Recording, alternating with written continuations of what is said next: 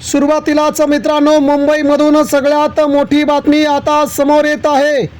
उद्धव ठाकरे हे आता प्रथमतःच प्रचंड आक्रमक झाले असून गद्दार झालेल्या खासदारांबद्दल ठाकरेंनी आता थेट आदेश दिले। आणि महाराष्ट्रात मित्रांनो, ठाकरेंनी नवीन राजकीय गेम खेळत महाराष्ट्राच्या राजकारणात ठाकरेंची जुनी शिवसेना अवतरणार असल्याचं संजय राऊतांनी सगळ्यात मोठं वक्तव्य केलं। आणि महाराष्ट्रात निघाल्या गद्दार बंडखोर खासदारांच्या अंत्ययात्रा, खासदार परत येणार। मित्रांनो, या घडीची सगळ्यात मोठी बातमी, उद्धव ठाकरेंना सोडून गेलेल्या खासदारांना आता चाहूल लागली आहे थेट मातोश्रीची। संतप्त जनता आणि संतप्त सामान्य शिवसैनिक यांचा प्रचंड राग बघून आणि आज संजय राऊत यांनी दिल्लीमध्ये केलेली घोषणा ऑपरेशन तुडवा तुडवी या अंतर्गत मित्रांनो, आता सगळ्याच खासदारांना Y+ सुरक्षा केंद्र सरकारने पुरवली आहे। परंतु खासदार घाबरले दिसत आहेत। आणि मित्रांनो, या सगळ्या घडामोडीमधून सगळ्यात मोठा धक्का बसला आहे तो 6 खासदारांपैकी 3 खासदारांना।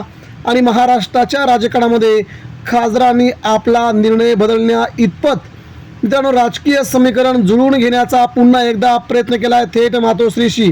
खासदार परत येणार। मित्रांनो, बातमी काय आहे जाणून घेऊया सविस्तरपणे। या बातमीच्या पाठीमागचा उद्धव ठाकरेंना कसा होतोय सगळ्यात मोठा आनंद।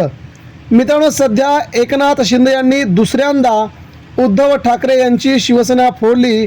मात्र महाराष्ट्रात ज्या प्रकारचं राजकारण खेळलं जात आहे याच्या विरोधात तीव्र संताप महाराष्ट्राच्या गल्ल्या गल्ल्यांमध्ये सुरू आहे। एकदा ठाकरेंची शिवसेना शिंदेंनी फोडली, तेव्हा मात्र प्रकरण शांत झालं असतानाच शिंदेंनी महाराष्ट्राच्या मनात जागा केली होती। आता मात्र दुसऱ्यांदा काही नसताना, कोणत्याही प्रकारची गरज नसताना उद्धव ठाकरेंची शिवसेना पुन्हा फोडल्याने एकनाथ शिंदेंना मात्र महाराष्ट्रामध्ये पुन्हा एकदा सगळ्यात मोठी चपकार बसणार असून सामान्य शिवसैनिक, सामान्य जनता शिंदेंच्या विरोधात जाणार हे आता जवळजवळ निश्चित झालंय। अखेर गेम फिरला, शिंदे गटाला सर्वात मोठा धक्का, ठाकरेंचे खासदार परत येणार। दिल्लीतून येते मोठी अपडेट। मित्रांनो, उद्या शिवसेना पक्षाचा वर्धापन दिन आहे। शिवसेना प्रमुखांनी शिवसेना स्थापन केली आणि शिवसेना नावाचं वादळ महाराष्ट्रामध्ये घुंगावलं। आणि या वादळाने सामान्य घरातील सामान्य पोरांना नगरसेवकापासून ते देशाच्या सर्वोच्च पदापर्यंत पोहोचवलं। ही किमया फक्त आणि फक्त महाराष्ट्रात शिवसेनाच करू शकते। ज्या खासदारांनी आता गद्दारी केली आहे, ज्या खासदारांनी आता बंडखोरी केली आहे, ते देखील सामान्य घरातील शिवसैनिकच होते। आणि मात्र मित्रांनो, त्यांनी ठाकरेंशी आता गद्दारी केली, लाखो करोडोंची माया जमवली आणि पुन्हा दुसऱ्यांदा निवडून आल्यानंतर ठाकरेंना सोडल्यामुळे हे सगळ्यात मोठे महागद्दार आहेत असा समज महाराष्ट्रामध्ये गेलाय। माजी मुख्यमंत्री उद्धव ठाकरे यांच्या पक्षाचे 6 खासदार फुटले आहेत। या बंडखोर खासदारांनी आता नवा गट स्थापन करून एकनाथ शिंदे यांच्या शिवसेनेमध्ये आपला गट विलीन करण्याला ठरवलाय। लवकरच हा गट उद्या किंवा परवा एकनाथ शिंदे यांच्या पक्षात विलीन होईल। पक्षातील हीच फूट लक्षात घेता ठाकरे यांनी आज दिल्लीमध्ये आपलं नवीन कार्ड खेळलंय। आणि हे नवीन आपलं हुकमी एक्क्याचं कार्ड खेळल्यामुळे संसदीय पक्षाने या खासदारांना आपला व्हीप जारी केला असून आता ठाकरेंच्या सर्वच खासदारांना या व्हीपचं पालन करावं लागणार आहे।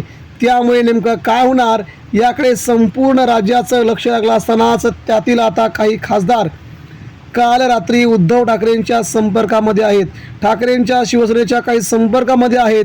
त्यातील ओमराजे निंबाळकर किंवा संजय दिना पाटील यांनी मात्र अद्यापपर्यंत आपली भूमिका जाहीर न केल्यामुळे अजून खूप मोठा या महाराष्ट्राच्या राजकारणामध्ये संदिग्धता निर्माण झाली असून कोण खासदार जाणार, कोण नाही जाणार असा गैरसमज सध्या सुरू आहे।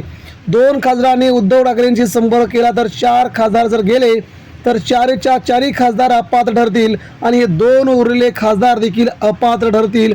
अशा प्रकारची राजकीय रणनीती ठाकरेंनी टाकली असून ठाकरेंसाठी ही दिलासादायक बाब म्हणजे 6 खासदारांपैकी 2 खासदार वापस येण्याची शक्यता निर्माण झाली आहे. यामुळे महाराष्ट्रात पुन्हा एकदा उद्धव ठाकरेंचं वजन तर वाढेलच, परंतु एकनाथ शिंदेंच्या शिवसेनेला मात्र हा मोठा झटका बसेल अशी बातमी आहे. मित्रांनो, आगामी काळात राज्यामध्ये नेमकं काय घडतंय पुढील 2 दिवसात समजेलच. परंतु सध्या मित्रांनो, महाराष्ट्रात उद्धव ठाकरेंनी ज्या प्रकारे रान उठवलंय, आता खासदार देखील घाबरले आहेत आणि आपण गद्दारी करून चुकलोय का असा प्रश्न त्यांच्या स्वतःच्या मनाला विचारायला लागलेत. मित्रांनो, यावरती प्रतिक्रिया द्या.